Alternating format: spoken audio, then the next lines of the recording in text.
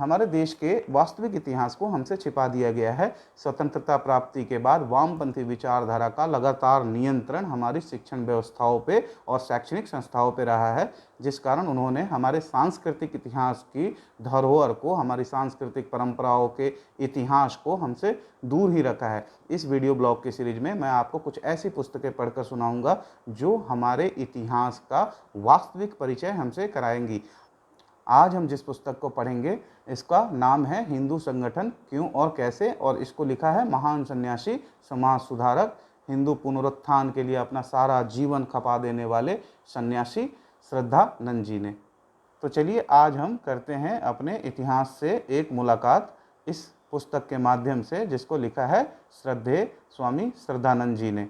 सबसे पहले पढ़ते हैं इसकी प्रस्तावना। आजकल के हिंदुओं के पुरखा प्राचीन आर्य, जिनके नाम पर हमारी मातृभूमि आर्यावर्त कहलाई, बहुत ही सभ्य तथा संगठित जाति के थे।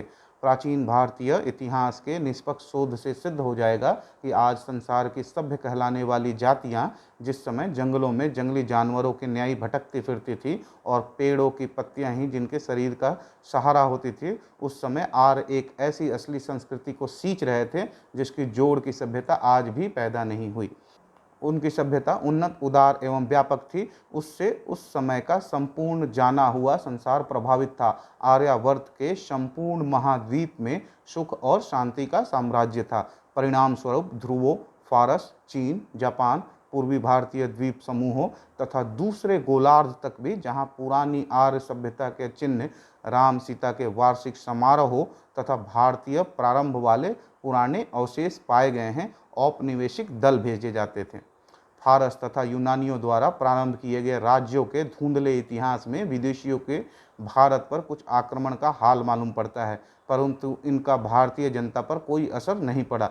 यदि आक्रमणकारी कुछ विदेशी पीछे छोड़ भी गए तो विभिन्न आर्य जातियों ने पचा लिया। समय पाकर वे भारतीय राष्ट्र के हिस्सा बन गए। ईसाई संवत के शुरू होने से पहले मकदूनिया का सिकंदर महान ही सब आक्रमणकारियों से अधिक सफल होकर सतलुज नदी के किनारे तक पहुंचने में कामयाब हो सका था। सिकंदर ही था जिसने अपने सेनापतियों को भारतीय क्षत्रप सामंत शासक के रूप में नियुक्त किया था, परंतु उसी समय समुद्रगुप्त तथा दूसरे भारतीय शासक हुए जिन्होंने न केवल विदेशियों से अपनी खोई हुई जमीनें छीनी, अपितु यूनानी राजकुमारियों से भी विवाह किया, जो अपने यूनानी अनुचरों के साथ दूसरे भारतीय आर्य कुलों में उत्पन्न संतानों के समान हिंदू बन गई। भारतीय अपनी पुरानी पवित्रता को छोड़कर जब वाम मार्ग को अपवित्र क्रियाओं को करने तथा दूसरी बुराइयों में पड़ गए, उस समय जनता के सुधार का बीड़ा भगवान बुद्ध ने उठाया, परंतु उनके अनुयायी भी कट्टर मजहबी बन गए। उसका नतीजा हुआ कि संयुक्त भारतीय जनता दो विरोधी दलों में बट गई। 2 शताब्दी से अधिक समय तक संपूर्ण आर्यावर्त पर बौद्ध धर्म का प्रभाव रहा। भगवान बुद्ध द्वारा प्रचारित शुद्ध धर्म जब अनास्तिकवाद तथा एक खास तरह के कर्म कांड में पड़ बिगड़ गया, उस समय शंकराचार्य ने वेदांत के आध्यात्मिक हथियारों को हाथ में लेकर बौद्ध धर्म को भारत भूमि से निकाल बाहर किया। इसी समय राष्ट्र की पुरानी प्रतिष्ठित शासन व्यवस्था के अनुकूल स्थापित सर्वोच्च शक्ति परंपरा के विरुद्ध प्रतिक्रिया के रूप में अनियंत्रित स्वेच्छाचारी राज्य तंत्रों ने सिर उठाना प्रारंभ किया। वेद प्रतिपादित आर्यों के सामाजिक संगठन का पुराना आदर्श धीमे धीमे बदलता गया। इसके साथ ही राष्ट्र का आदर्श भी बदल गया। आर्य युग में भारतीय जनता के धरोहर समझे जाते थे। सिकंदर के समय भी कुछ राज्य ऐसे थे जिनमें राजा नहीं होते थे। यूनानी लेखकों ने इन्हें प्रजातंत्र के रूप में वर्णित किया है। उस समय राज्यों और राजाओं के नाम राज्य परिवार पर न होकर जनता के नाम पर होते थे।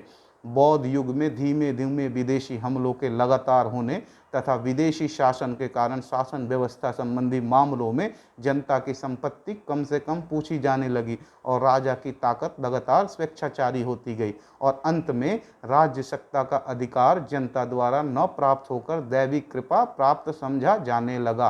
कौन हुकूमत करता है, जनसाधारण ने इसका ख्याल करना छोड़ दिया। जो कोई राजा या राजकीय परिवार अपनी शक्ति को स्थापित करने में समर्थ होता, उसी के प्रति राजभक्ति दिखाने में गौरव अनुभव करते थे।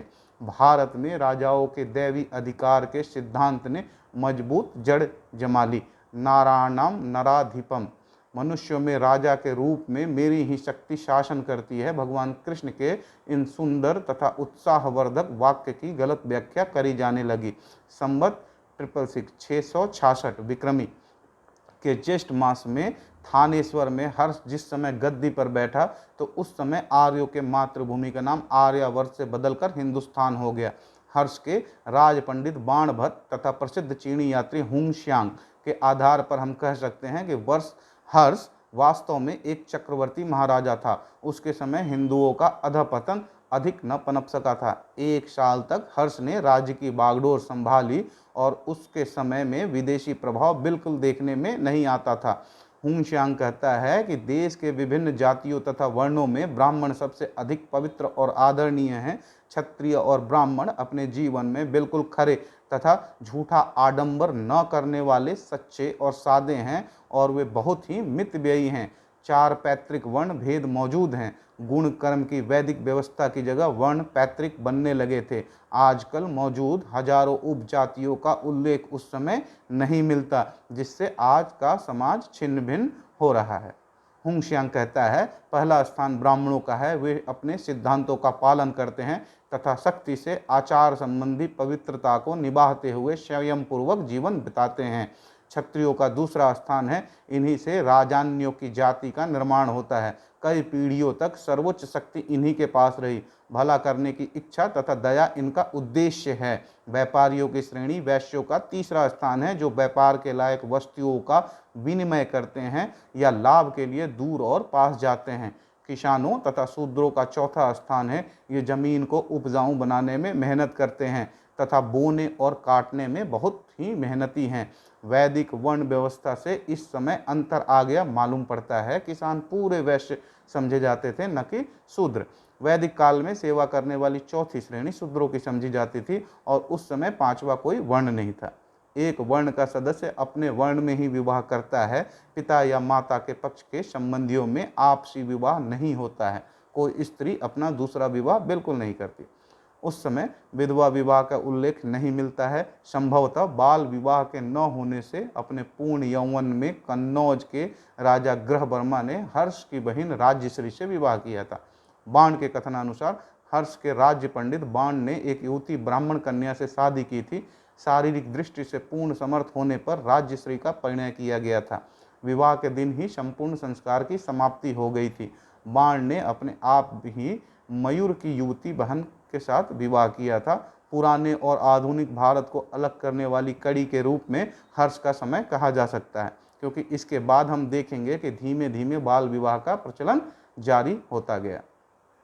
वर्ण व्यवस्था अभी तक मजबूत नहीं हुई थी जितना कि पीछे जाकर हो गई, क्योंकि हम श्री वैद्य लिखित मध्यकालीन हिंदू भारतवर्ष नाम वाली अंग्रेजी पुस्तक की पहली जिल्द में ही पढ़ते हैं कि वर्ण व्यवस्था अब तक ढीली थी और ऊंचे वर्ण वाले समीपस्थ निचले वालों से विवाह कर सकते थे। इसका संतान के वर्ण पर कोई असर न होता था।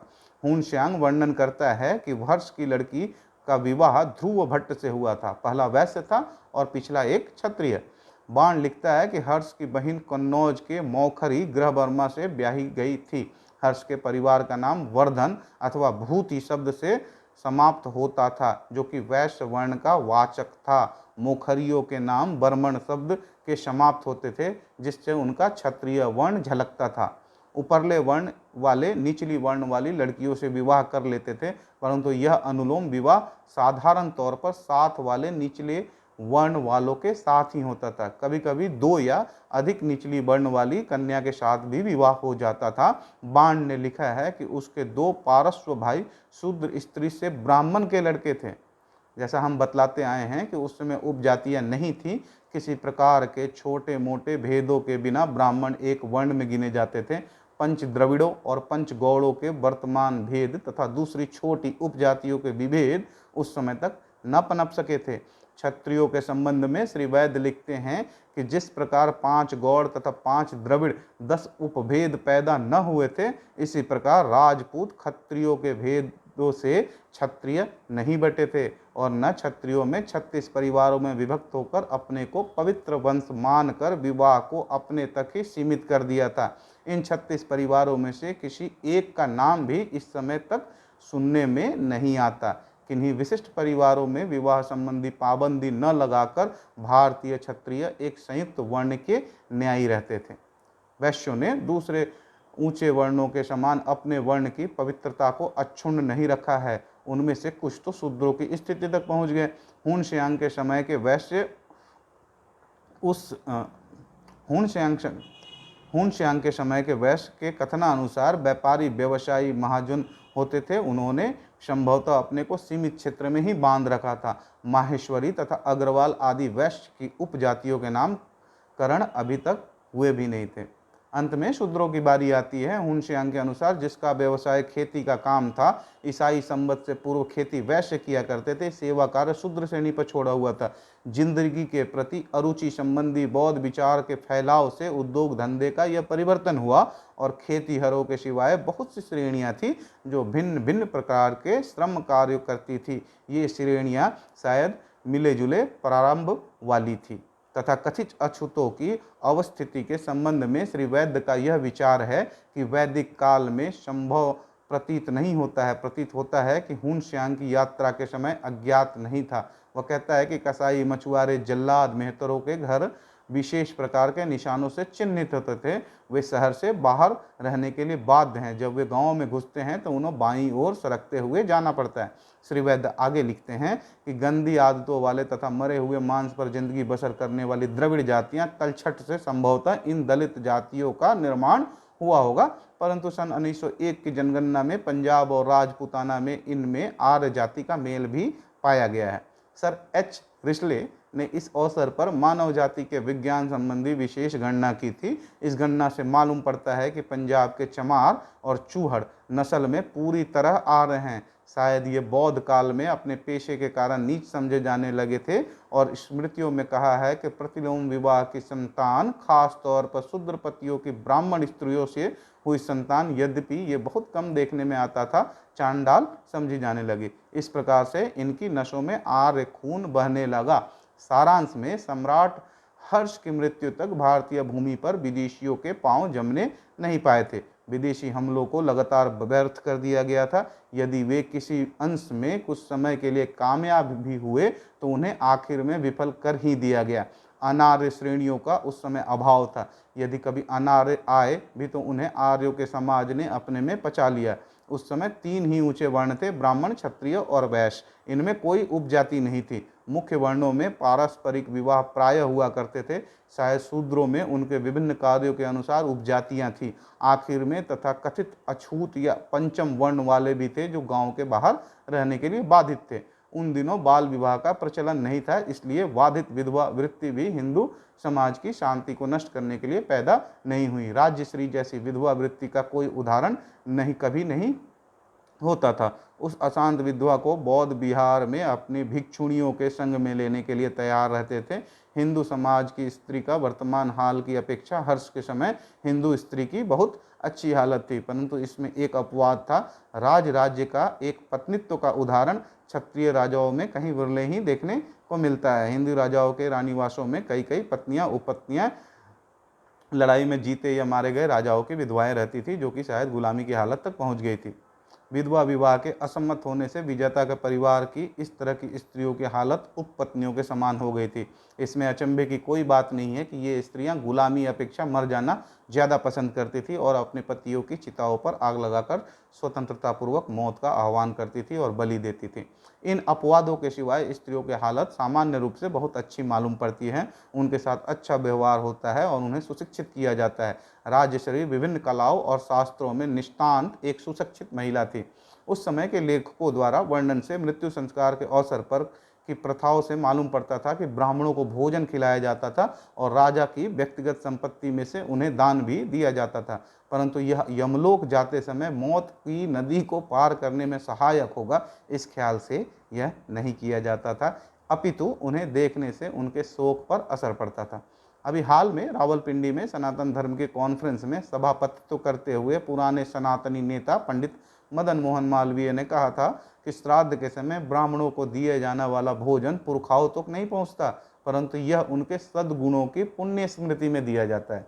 संक्षेप में विक्रमी संवत के उत्तरार्ध में हिंदुओं की यह दशा थी कि जब इस महान राष्ट्र का अधपतन शुरू हुआ, जनता की राजनीतिक मनोवृत्ति तथा आस्था के इस परिवर्तन से विदेशियों के हमलों के शिकार में बनने में आसानी हुई तथा सामाजिक रीति रिवाज विदेशी हमलों के कारण गुलामी की हालत हो जाने से ज़्यादा बिगड़ते चले गए।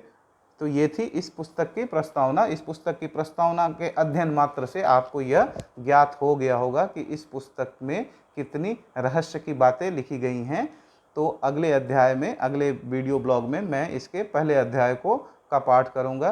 तब तक आप जुड़े रहिए हमारे साथ। मिलते हैं अगले वीडियो ब्लॉग में। Thank you very much.